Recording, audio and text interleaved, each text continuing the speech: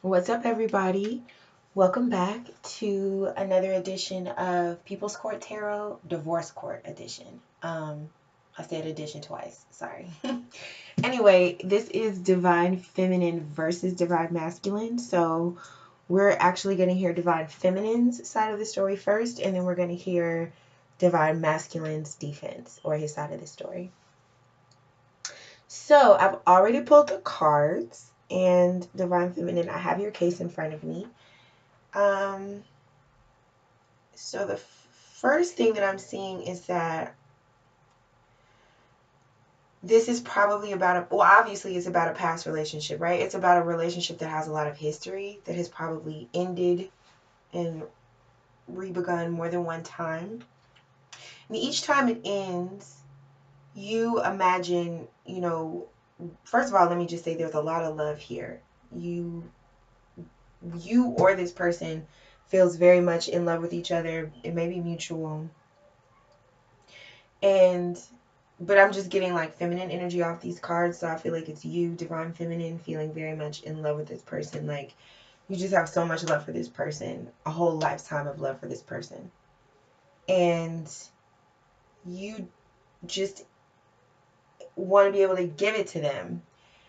Every time this relationship ends, you see how much you loved them and what could have gone better, what could have gone differently. And so it's like in hindsight, you see how beautiful it was, how pure your feelings were, and you just want to be able to give the person that purity, right? It's like, when you do a science experiment and you do distillation, and you just want to give them like the pure distilled part of your love without all the situations that get in the way of that expression. But you find yourself begging this person to let you love them. And they just give you maybe a little bit of attention, sometimes crumbs, pebbles, dots, dot, meaning no response. They have something to give. They do have something solid that they could give you, but they choose not to give it to you. So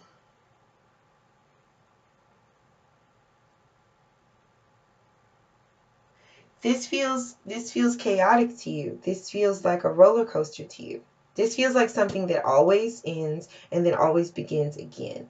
And you want to exert, instead of outer strength to continue to try to pursue this person and show them how much you love them, you now want to exert inner strength to withdraw from this cycle and withdraw from this situation and pull into yourself and have the strength to resist and have the strength to not try to make this person love you or make this person accept your love.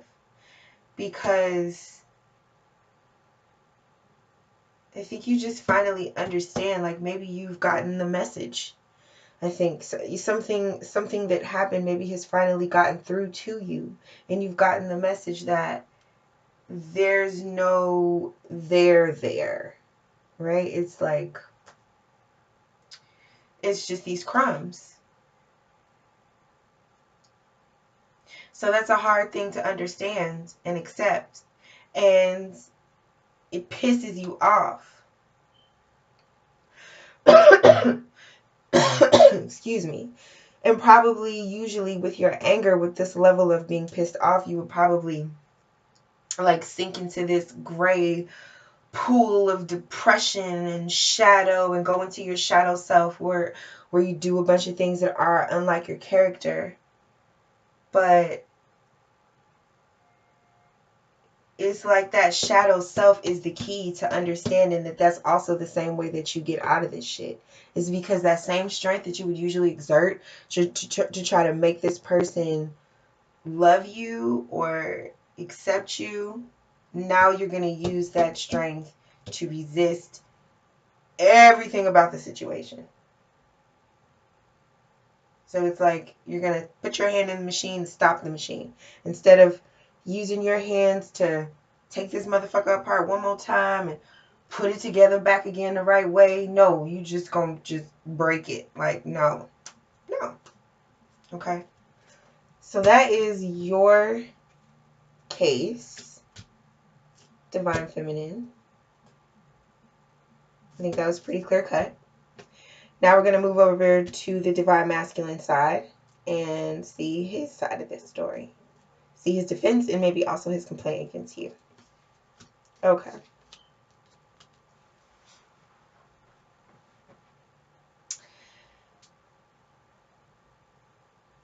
So, Divine Masculine feels like every time you're not happy, you expect him to rush in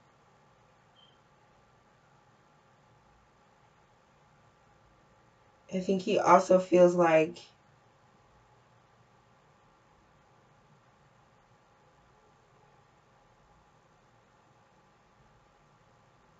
I don't know, it's like this in and out energy.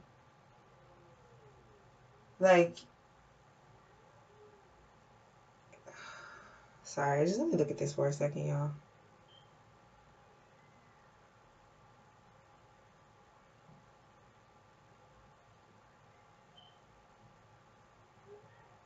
He wants to stop something. He's trying to stop something. It's almost like he wants to stop time. He wants to pause time or pause like a frame in time. And you're saying, Divine Feminine, that you're not happy and you're moving on. You're being very cold and clinical about it.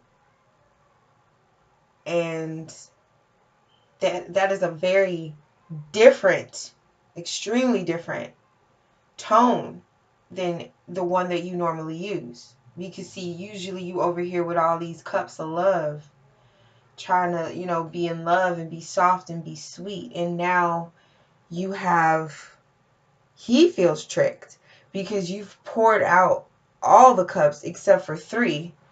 And everybody knows 3 of cups is a trick. So he feels tricked, first of all. He feels deceived. He feels but maybe he's deceived by the universe because I think he feels like he has run out of time, but like he thought time would never run out on this. This is a clock he thought would never run out. He's like, what do you mean? And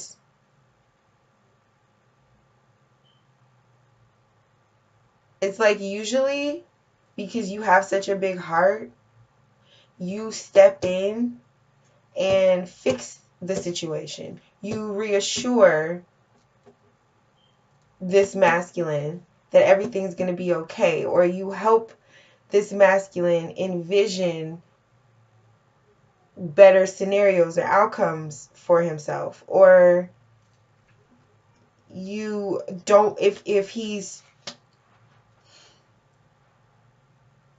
not being fair or not reciprocating, it's almost like you don't notice it, you don't pay attention to it. And I think, I mean, not to be cliche, but I think he took that for weakness. Not weakness, but consistency.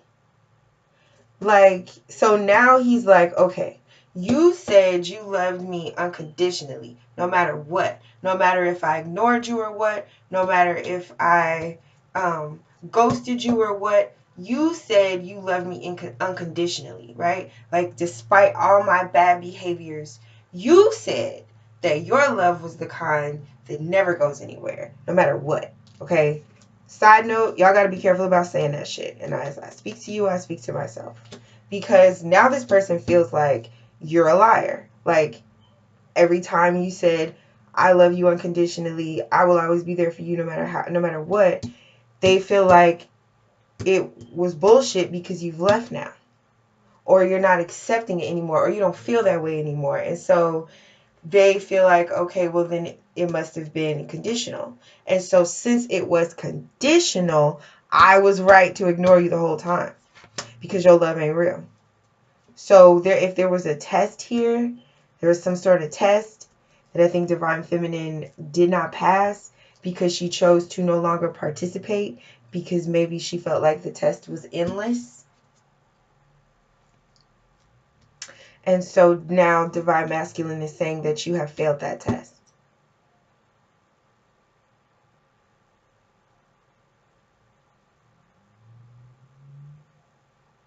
Because there was an energy here of always regenerating this relationship. And he felt Divine Masculine. And I don't know if you watch my other videos, but the energy can flip. So I say he, but it could be a woman. I say she, but it could be a man. Because the energy of divine femininity and divine masculinity weaves throughout us all. But this divine masculine felt like this divine feminine's unconditional, he confused unconditional love with unconditional tolerance. And so now that this divine feminine has lost her tolerance, he is perceiving it as she has lost her love. And so then he feels like time has run out and that everything that she said was bullshit. Wow. Okay. Okay, well, if you feel like that was your case and you want to know what the universe has to say about this relationship, should the two of you just completely stay together? Should you try to come, or sorry, what did I say? Should you two try to stay together? Should y'all completely be apart? Is there a lesson in all of this? If so, what is the lesson? Then if you want to know all those things, please come on over to Vimeo and I will tell you. If you do not want to know those things and you just came for the story, then just please make sure to subscribe to my channel on your way out so that it will be an even exchange. All right now. Peace.